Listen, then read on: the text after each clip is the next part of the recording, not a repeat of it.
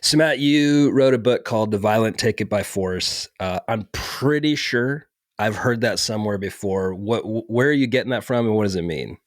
So it's actually it's a Bible passage, of course, and it comes from Matthew chapter 11.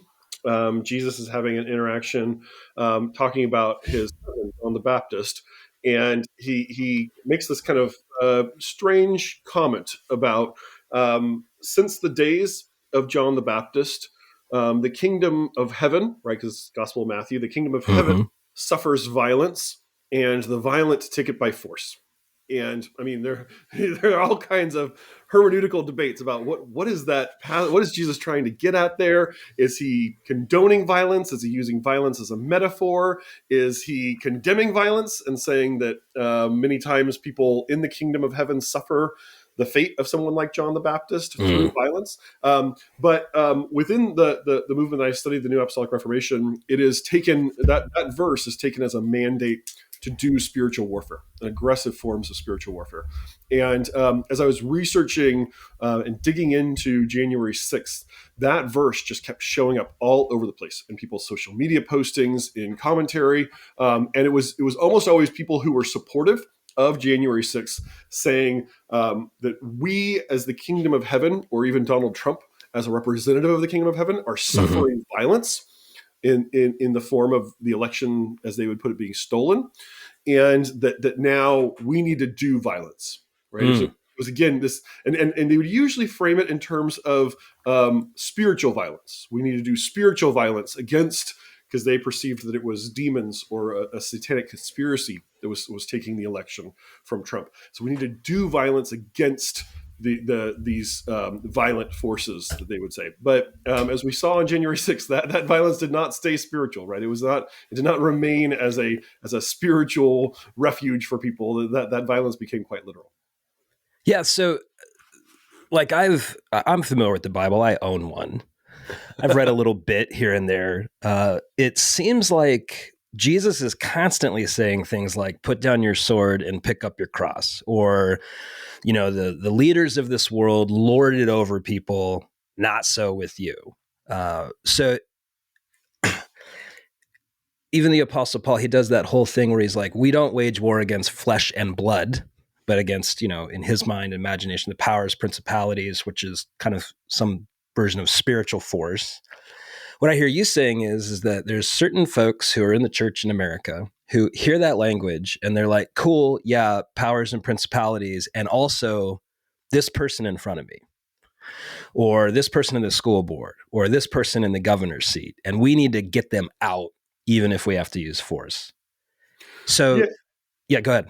So the rhetoric usually stays in the realm of the spiritual, and part of what I'm trying to tease out in my book is we have all of this violent rhetoric of spiritual warfare, especially coming out of charismatic circles, and the New Apostolic Reformation has really been at the forefront of driving that kind of violent language and violent spiritual warfare imagery into American politics and pushing that into things. So the leaders tend to keep things, though, in the realm of the spiritual. Oh, we're battling demons, right? But then they're actually pointing at literal people, right? They're pointing at the Democratic Party or disloyal Republicans or really anyone who opposes their agenda and saying they must be inspired by demons. And so part of what I'm trying to get at is that violence is not merely the outcropping that we see on January 6th. Right? Violence is an ideation. Violence is support networks. Violence is the rhetoric and the temperature of our politics getting turned up and up and up. And then we see an outburst like on January 6th. But that outburst is in many ways the tip of the iceberg. Right. And this is what people who study political violence will tell you, that when you actually see political violence manifest, that is just the tip of the iceberg of a much larger mass of people who are supporting that violence, agreeing with that violence, endorsing elements of that violence, participating in the rhetoric of violence, and that then the outward manifestation of it is attached to that much larger mass of violent ideation. So I'm trying to get at where is that mass of ideation coming from, and how did it get so deeply into American Christianity?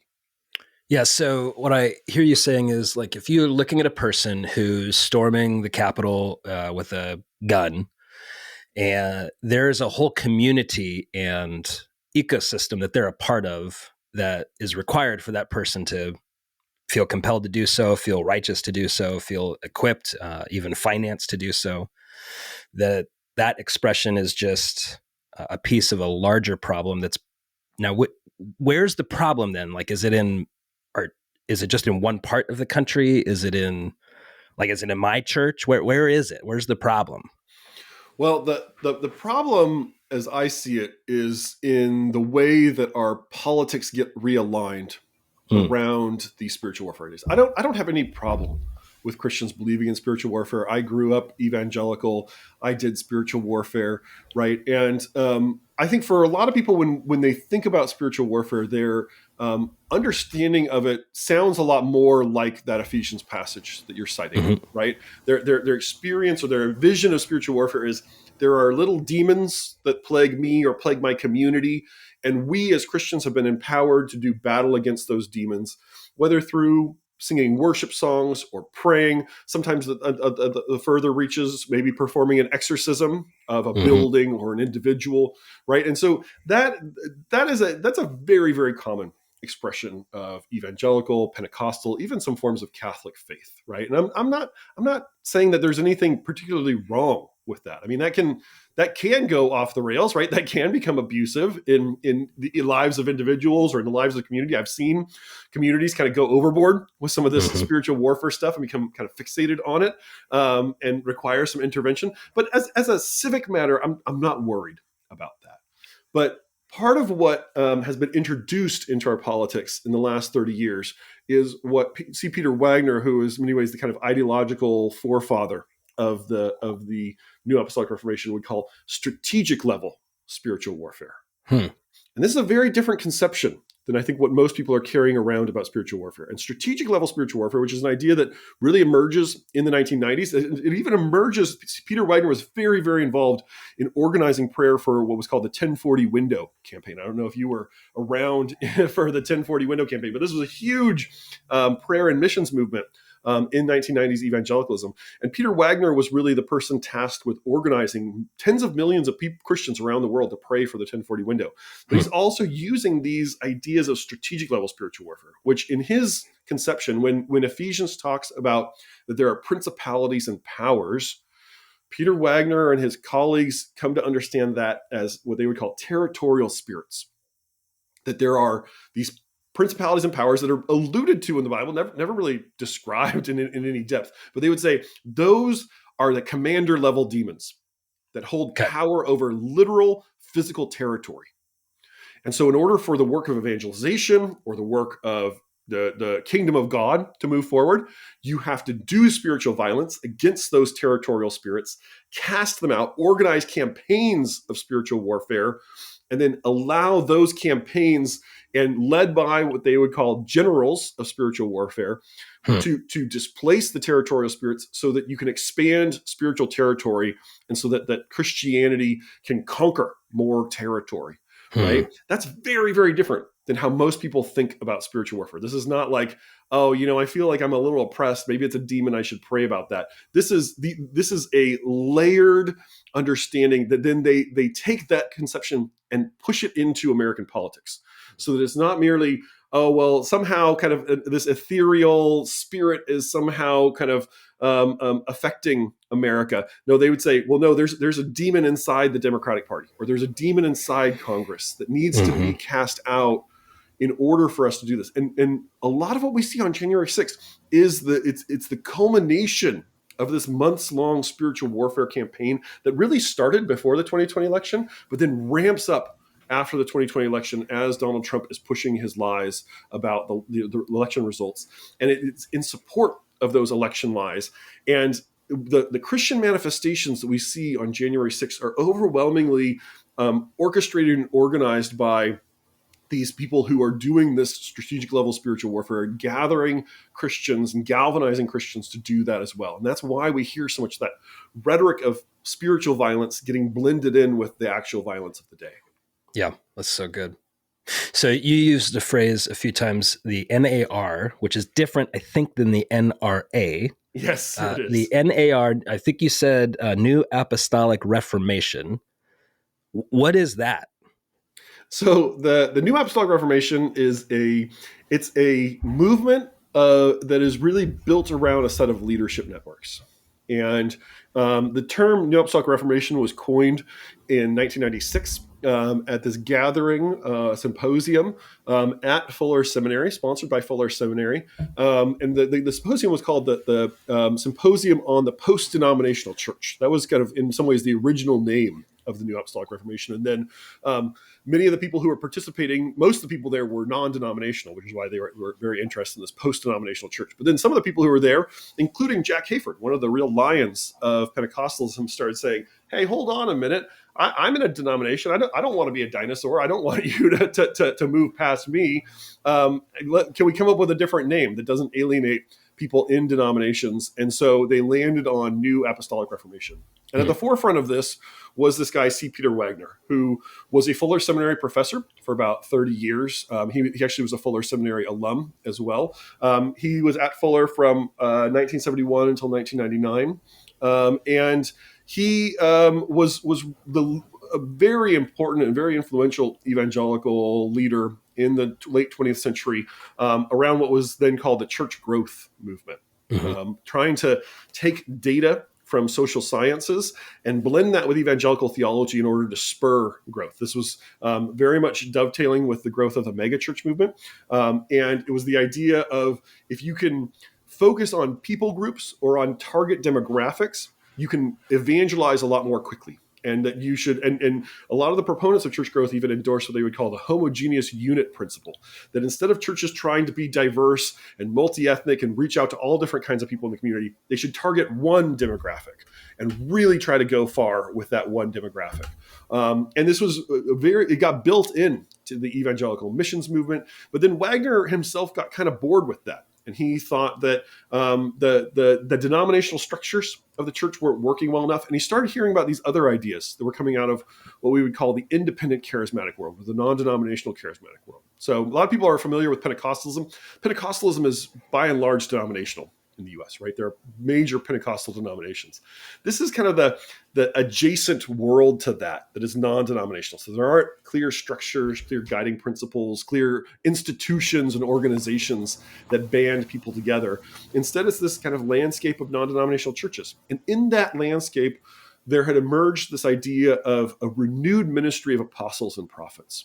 That God, again, these folks are charismatic, so they believe in the spiritual gifts, and they're reading the book of Ephesians, especially chapter 4, where it says that, or Ephesians chapter 2, it says the church is built on a foundation of apostles and prophets. And then in Ephesians chapter 4, the author of Ephesians, most people would say Paul. Biblical scholars would say maybe not Paul, right? So I won't get into the authorship of Ephesians here, but the idea is that in the Ephesians 4, the author lists these 5 leadership gifts that Jesus gives to the church, right? Apostles, prophets, evangelists, pastors, and teachers. And the argument that's emerging in the 80s and 90s in these charismatic circles is, well, we've got evangelists, we've got pastors, we've got teachers. Where are the apostles and prophets? And so this belief emerges that God is going to initiate a new movement, a renewal of church leadership, of apostles and prophets, and that those apostles and prophets will create this sort of post-denominational structure that they believed would lead into this global revival. And Peter Wagner retired from Fuller early in 1999 to go start building a bunch of networks to actually create an infrastructure for this New Apostolic Reformation. And he wound up getting somewhere around 1,000 leaders involved in these networks, people who wanted to try out being apostles or being prophets. And then he layers in a lot of the spiritual warfare stuff into those structures. And that becomes a very, very important organizing structure for that independent charismatic world right around the turn of the century. And Wagner would even go on to say that he believed that starting in 2001, as these structures emerged and became concrete, that starting in 2001, he said the church entered into a second apostolic age. Mm. Right? The first apostolic age was the age of the early church, where you had the literal apostles, the disciples of Jesus leading the church.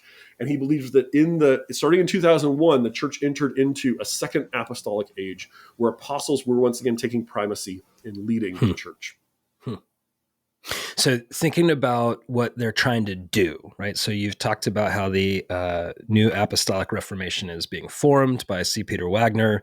He's recruiting all the homies. He's getting 1,000 folks on board. You're starting to see this teaching being propagated through different churches, different networks. This is happening at the same time as the rise of the religious right movement. So think in 1970s, 80s, 90s. How do those things pair together? Yeah, it's a good question. The rise of the religious right, if you think back to the kind of Jerry Falwell era, right, Mm-hmm. the late 1970s into the 1980s, the rise of the religious right was predominantly guided by institutional evangelicalism, right? So leaders of denominations, figures and activists who were part of denominational structures, and then they would work in concert with conservative Catholics, conservative Mormons, right?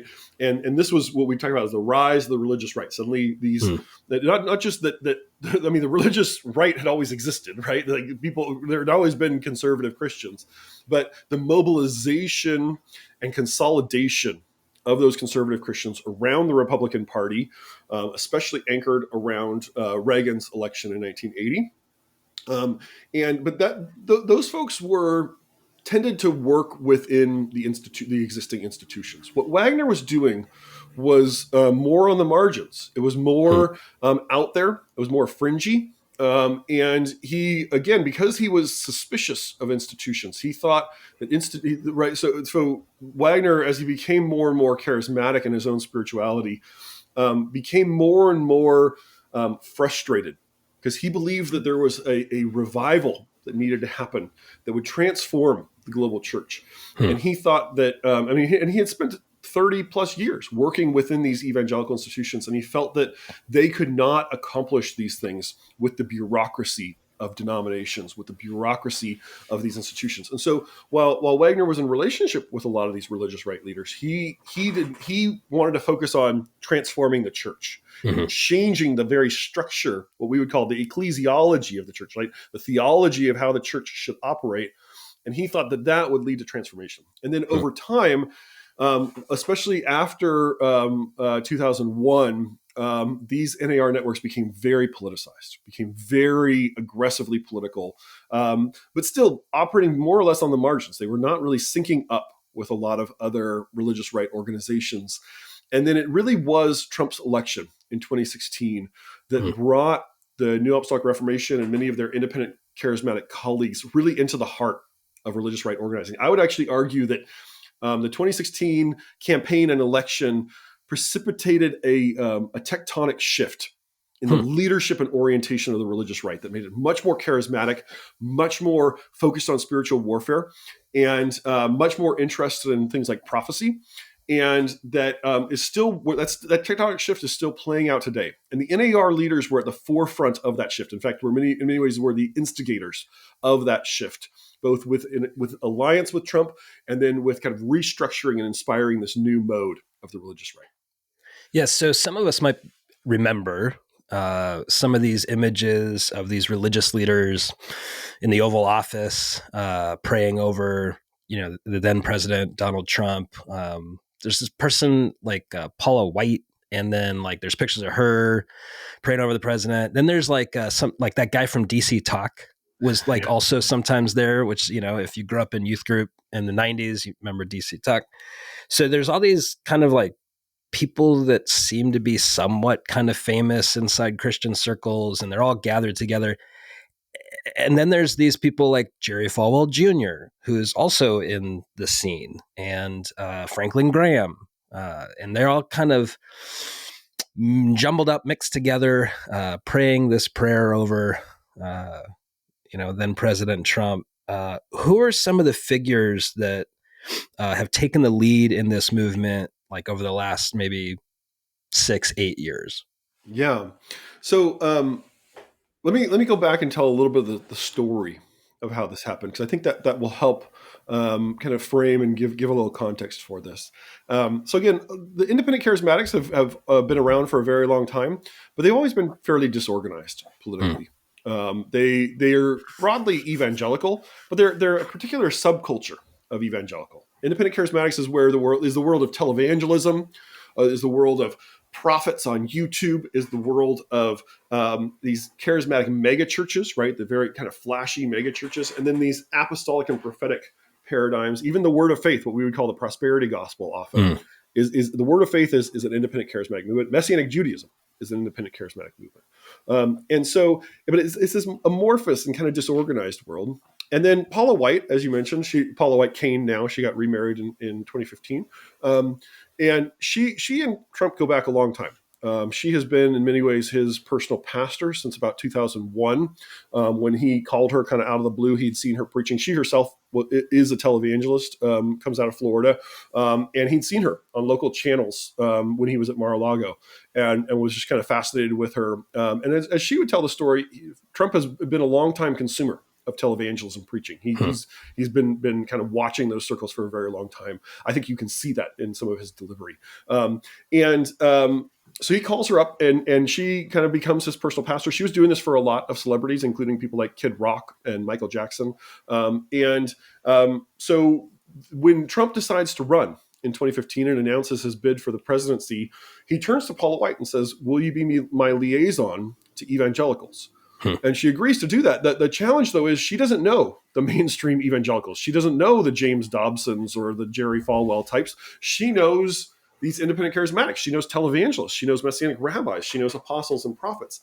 And so she starts setting up a series of meetings in Trump Tower in the fall of 2015, a few months after Trump declares his candidacy, where she's bringing these televangelists and apostles and prophets and messianic rabbis, and they're meeting with Trump and praying over him. That's really where that genre of photos of religious leaders gathered around Trump, kind of laying hands and praying on him, those start in the fall of 2015 with these gatherings. And some of the people that she invites in that season into those gatherings are NAR leaders who are also in those same circles. One of the major ones is a guy named Lance Wallnau, who, when he is there meeting with Trump in the fall of 2015, believes that he receives a personal revelation. He understands himself to be a prophet, and he believes that he receives a personal revelation that God says, the next president will be the 45th president, and I want an Isaiah 45 Cyrus for the next president. And so he has to go look up Isaiah chapter 45. And of course, this is the passage about Cyrus, the emperor of the Persians, who, at least according to the prophet Isaiah, is given a sort of anointing by God, even though he's a secular leader, to deliver the Jews back from exile in Babylon and send them back to Jerusalem to rebuild the temple. And so Wallnau claims that his prophecy is that Donald Trump is a type of a Cyrus, that he has a Cyrus anointing on him, that even though he is not a good Christian, God has his hand on Donald Trump and wants to use him to redeem conservative Christians from cultural exile in America. And this becomes one of the biggest rationales for evangelicals supporting Trump, this Cyrus image. And it's repeated and reiterated over and over and over. But again, Wallnau is a new Apostolic Reformation leader who he's one of the first religious leaders, or first Christian leaders to endorse Trump. But he's doing it coming out of these Trump Tower meetings with other independent charismatics who are also getting in at the ground level. Now, when Trump starts winning all the primaries, right, all the old school religious right leaders, the ones who probably would have laughed Paula White out of the room or Lance Wallnau out of the room 10 years before, they're having to come hat in hand because now they want access to Trump, and Paula White becomes the gatekeeper. And she's always bringing her own type of people into the center of things, but she's also allowing the James Dobsons, those kind of people, to glom on. But it inverts the power dynamic from the religious right. These people who were previously fringe are now at the center of the action. These people who were previously seen as kind of laughable and weird are now the ones driving it and bringing their theology and their style of Christianity into the very heart of the organization. Yeah. Okay. So one of the things that they seem to talk about a lot is these 7 mountains, take dominion of 7 mountains. So what is that? Well, that is also a Lance Wallnau idea. In fact, so I talked about Peter Wagner, right? He's kind of getting this New Apostolic Reformation thing going in the late '90s and early 2000s. In the year 2000, this guy Lance Wallnau, who's kind of a washed up charismatic pastor in Rhode Island at that point, runs into a guy named Loren Cunningham, who was the founder of Youth with a Mission, what we all call YWAM. And Loren Cunningham tells Lance Wallnau the story of how he had a meeting with Bill Bright, the founder of Campus Crusade in 1975 in Colorado. And the night before this meeting, they both had dreams where God told them that there are 7 spheres of society, that you can divide society up into 7 spheres, and that Christians should go into all of those 7 spheres. And the spheres were the religion and government and education and the family, right? And it kind of dividing up society in these different sectors. And so Wallnau hears about this dream, and these ideas have been kind of circulating for about 25 years at this point, but he hears about it from Cunningham, and then he had also heard a secondhand account of a near-death experience that somebody had where he saw a vision of 7 mountains rising out of the ocean, and God pointed to one and said, "That is the government mountain, and that is where I'm sending you." And of course, then the guy recovers from his near-death experience. And so Wallnau blends these two things together. So he takes the 7 spheres idea coming out of Cunningham, and then adds this mountain imagery and coins this phrase, the 7 mountain mandate. And the idea is that in Wallnau's worldview, and then Peter Wagner winds up about a year later, hearing this from Wallnau and falling in love with it and integrating it into these New Apostolic Reformation things, networks, until it becomes, in some ways, the underlying political theology for the whole New Apostolic Reformation. And the idea is each of these mountains, right? The government mountain, the education mountain, the business mountain, is in every society, they would say there are these 7 mountains. And the tops of those mountains are either controlled by demons. Note we're getting right back into the spiritual warfare stuff, or by the kingdom of God.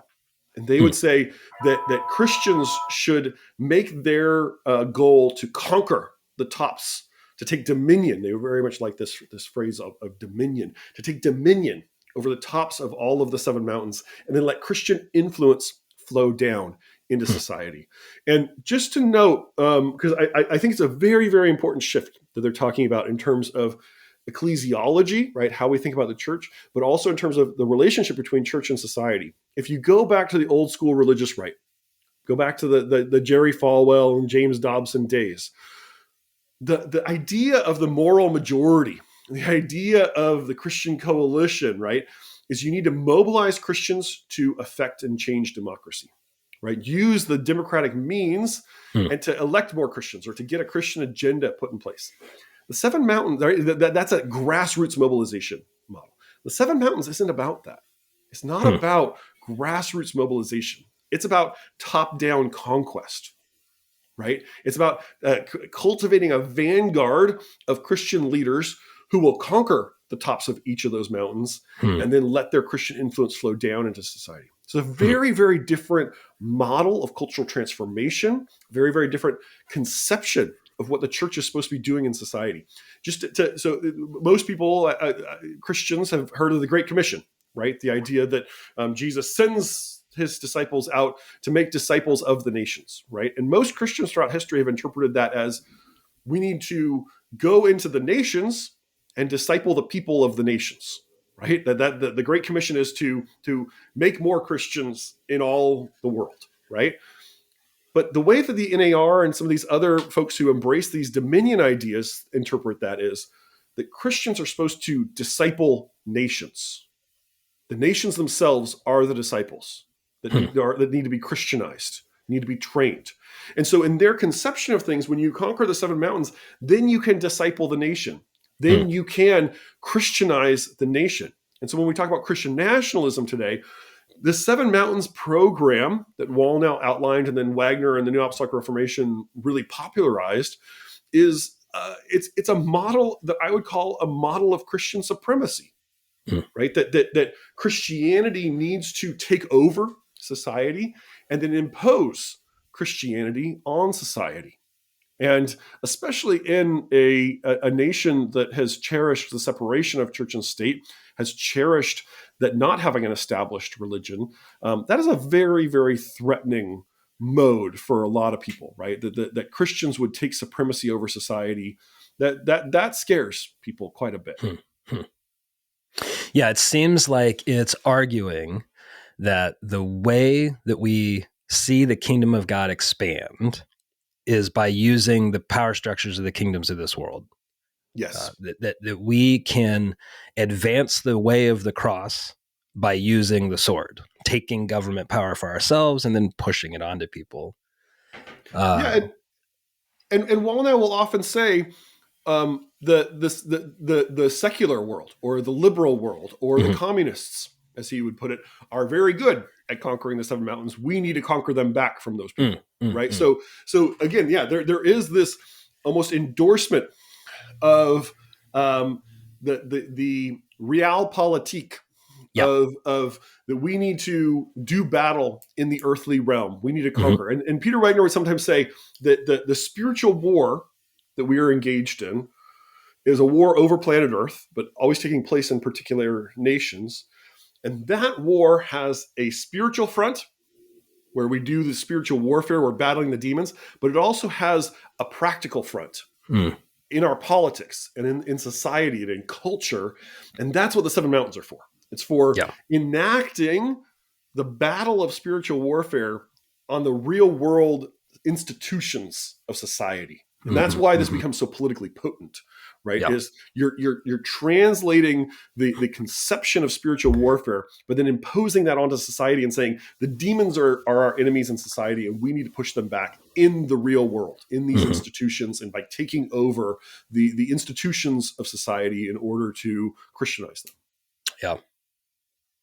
So we are seeing this in some of these images that are coming out from political campaigns. We see it in the news media, but we're also seeing it in like music, like worship music, like some of these artists on K-Love radio.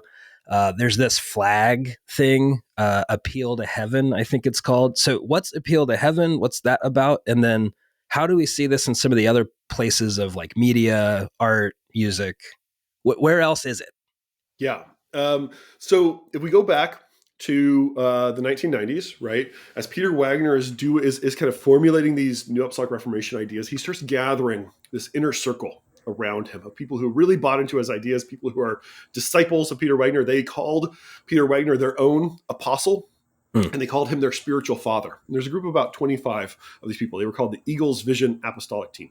And 5 of the members of the Eagles Vision Apostolic Team show up on January 6th at the Capitol or in Washington, D.C.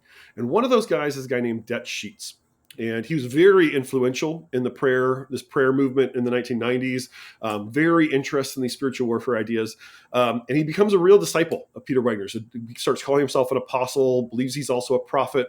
And in 2013, Det Sheets was taking part in a graduation ceremony. And he was kind of the leader of this Christ for the Nations Institute in Dallas. And on stage in this ceremony, a friend of his who was the speaker at the graduation gives him a flag. And this flag, it's a white flag with a green pine tree at the center of it. And across the top, it says an appeal to heaven. And interesting history of this flag. It goes back actually to the Revolutionary War. It was commissioned by George Washington to fly over the Massachusetts Navy. And so it became one of the symbols of the American Revolution. And the idea, this phrase, an appeal to heaven, comes from a treatise by the philosopher John Locke, who was very, very popular among the founding fathers. And the concept of the treatise is basically that when people are experiencing injustice in society, they make their petitions, they make their appeals to their rulers, to their unjust rulers oftentimes. And those rulers, if they're unjust, are not responsive to those appeals. They're not willing to change anything.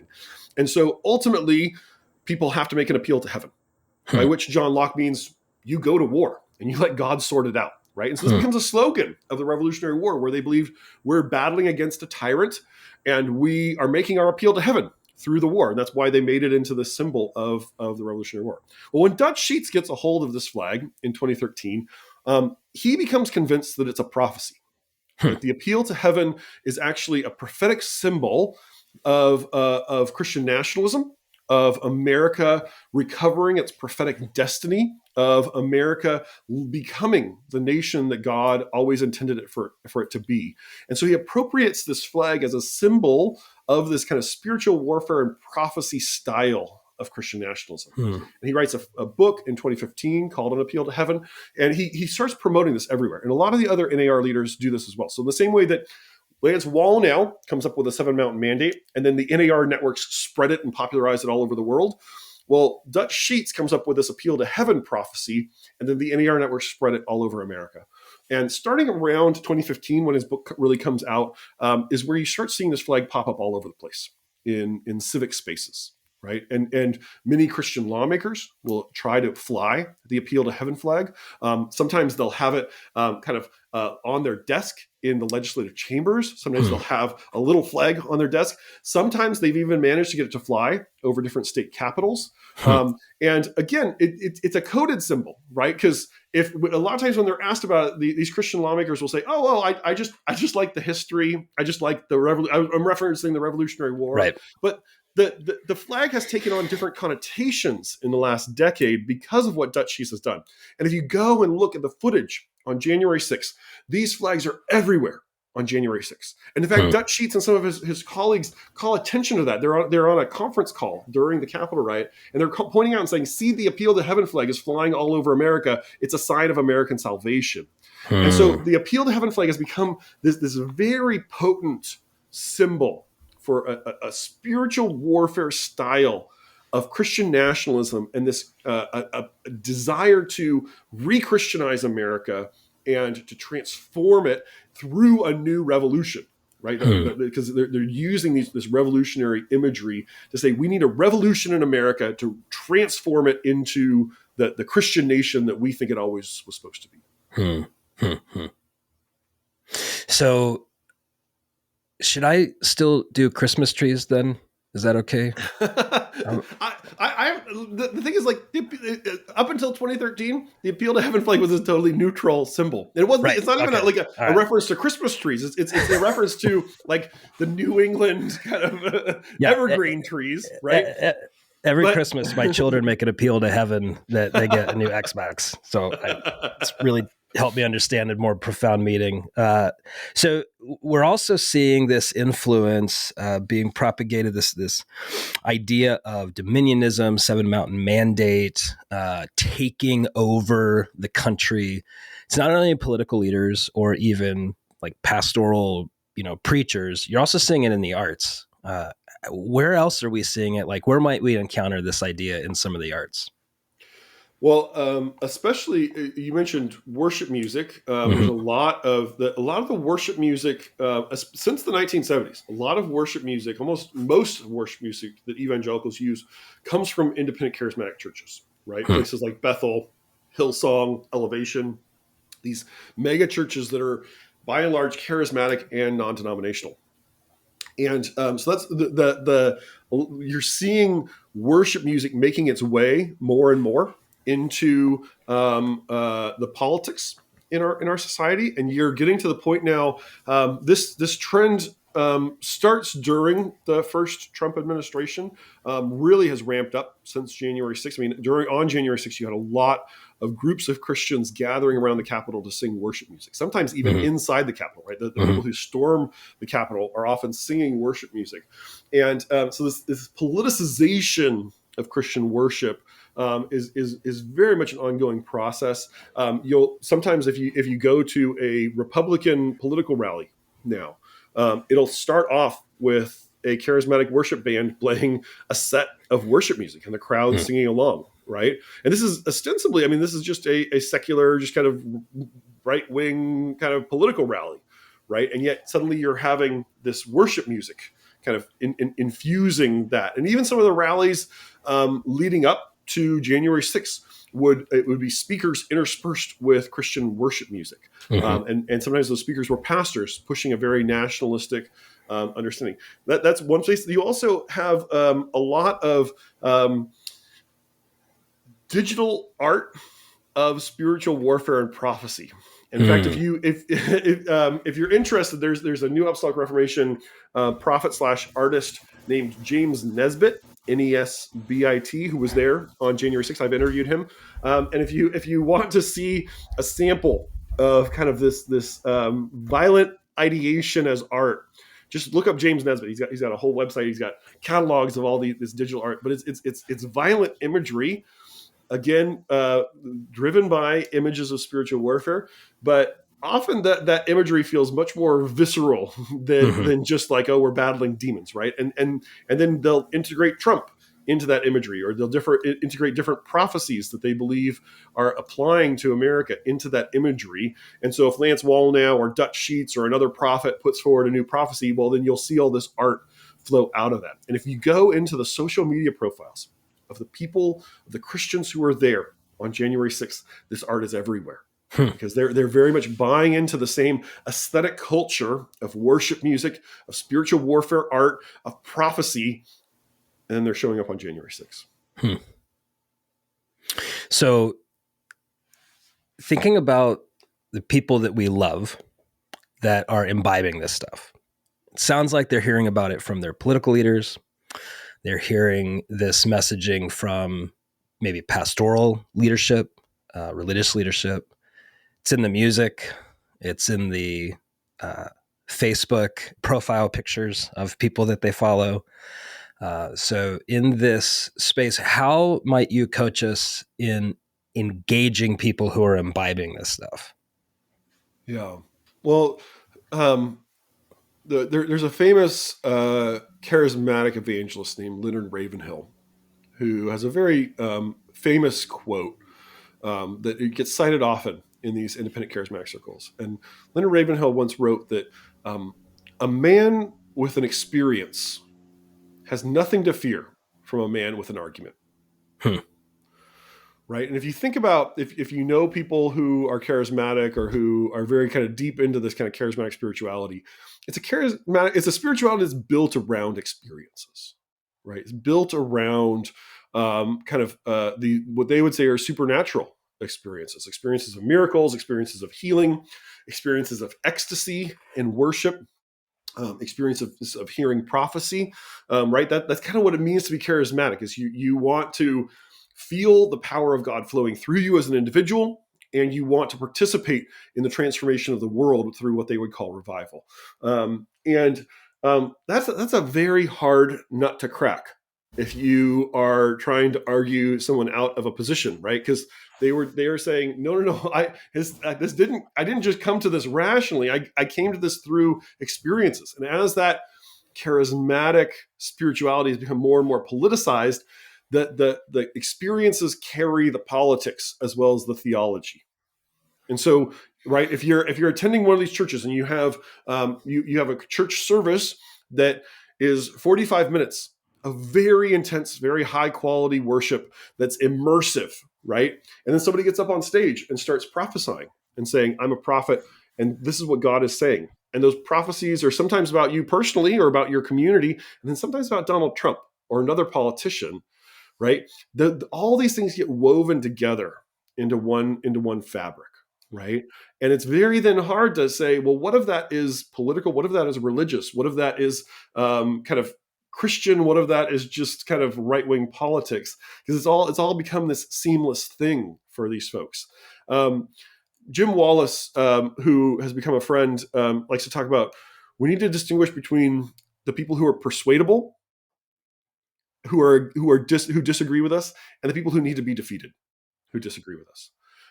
And I would say there are a lot of people in America today who are sympathetic to something like Christian nationalism. And I don't use the term Christian nationalism pejoratively, right? I'm just talking about people who see some intrinsic connection between their Christian commitments and their Americanness, right? And their national identity. I think there's a lot of people in that world who are persuadable. I don't think, if you look at some of the surveys, Pew has a fascinating survey that came out a couple of years ago where they were asking kind of a gateway question of, do you think that America should be a Christian nation? And something like 45% of Americans said yes to that question, right? And so you could say 45% of the country are Christian nationalists, right? And kind of start pulling out your hair.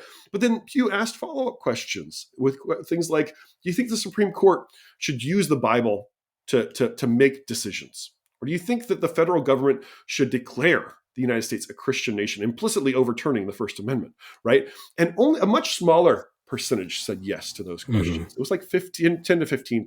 So if you think about that spectrum, right?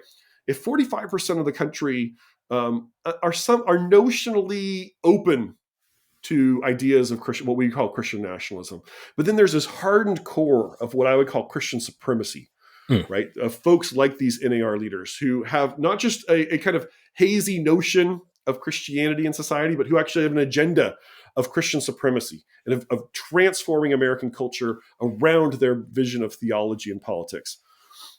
I think that 30%, that's the delta between those two, is persuadable. I think they're worth engaging. They're worth talking to. And what I try, I mean, I work at the Institute for Islamic, Christian, and Jewish Studies in Baltimore. We do interreligious dialogue and even intra-religious dialogue a lot of the time. And these are hard conversations, right? Because you're encountering worldviews that are different than your own. But part of the way that we do dialogue is we humanize the other person and we humanize ourselves. And we don't try to just go after and suddenly there's a disagreement. That means you're a bigot, right? Or that means you're a horrible person, right? No, then you try to understand where that disagreement is. And the reality is, we are, as America's become more polarized, American Christianity has become more polarized to the point where it's hard for centrist Christians to talk to right-leaning Christians, and hard for left-leaning Christians to talk to right-leaning Christians, right? And it's come to the point where even though we might share 90% of our theology, it's the 10% that we're always fighting over and that divides us, right? And so I think the more that we can humanize, the more that we can say, look, I'm a Christian too. I'm committed to these same things as you are, but here's how I see it differently. I think even part of the challenge and the reason that January 6th happened, and I've spent years researching this, is that the Christians who were participating in the lead up to January 6th and then participated in January 6th existed in Christian silos. They were consuming media that was all driven by these prophecies about Donald Trump. They were consuming media that was about the Seven Mountains. They were consuming this prophetic art and spiritual warfare rhetoric. And it just built into this fever pitch. And nobody else was paying any attention to that stuff. And everyone else was shocked when January 6th happened. But if you had been inside the media ecosystem that these people lived in, you would not have been shocked at what happened on January 6th. You would have seen it coming. And so I think part of it is, I think we need to engage in some very, very difficult conversations with our fellow Christians and say, look, I understand that's how you see things. Can you listen to how I see things? And we may not, at the end of this day, we might not disagree on even 20% of the things that we're arguing about. But maybe you're introducing a shadow of a doubt for somebody who could end up in the next January 6th. But maybe there's just a shadow of a doubt. Maybe when they're and part of what we also need to do is humanize the rest of society as well. Part of the way that polarization works is it dehumanizes, right? It's the other side becomes the other side. The other side becomes the enemy. But what if the Christian supremacists win? If their vision is enacted, what happens to our Jewish friends? What happens to our Muslim friends? What happens to our Christian friends who might not be that Christian, right? Might not be that into being Christian, but it's just a part of their identity anyway, right? What happens to our friends who don't have any religious faith? And when they lose political equality because Christianity reigns supreme, what happens to them? Right? I think so much of the time people are not playing out the consequences. Something sounds good, right? The Seven Mountains. Oh, that sounds inspiring, right? I can conquer my mountain, right? Like that'll preach. People aren't thinking through the consequences of where these ideas lead to. And I really do think that it's not a coincidence that Lance Wallnau was there on January 6th, that many of the most ardent proponents of the Seven Mountains were there on January 6th amidst the violence. Because that is the logical consequence of their vision for society. Hmm. And helping people to see that, helping people to notice that, I think is really, really important for persuading the persuadable. It's good. It's good. Well, Matt, thank you so much. Your book, The Violent Take It by Force, is coming out soon. I would recommend that y'all pick it up. You can get it wherever books are sold, I'm quite sure. Yep. Where else can people find you and your work, Matt? So I'm on Twitter. I'm on Substack. And I also, like I said, I work at the Institute for Islamic Christian and Jewish Studies. It's icjs.org. We do a lot of free education programming. Most of what we do is on YouTube. I just taught a course on Christian nationalism, both in its history and its present day manifestations. It's a 3-session course all on YouTube.